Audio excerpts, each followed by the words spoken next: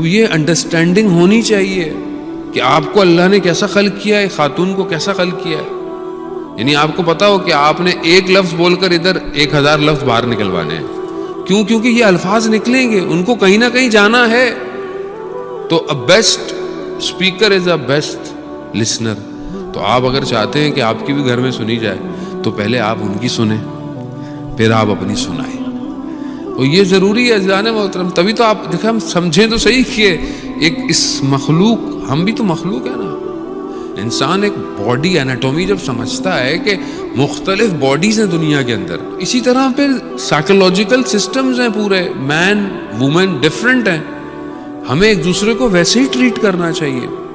اور پھر ظاہر ہے ان کے اندر بھی کئی ٹائپس ہیں، تو ان ٹائپس کو بھی دیکھیں. جہاں اتنا آپ گوگل کرتے رہتے ہیں وہاں یہ بھی گوگل کر لیا کریں، تاکہ آپ کو پتا ہو کہ how to behave, how to react with each other.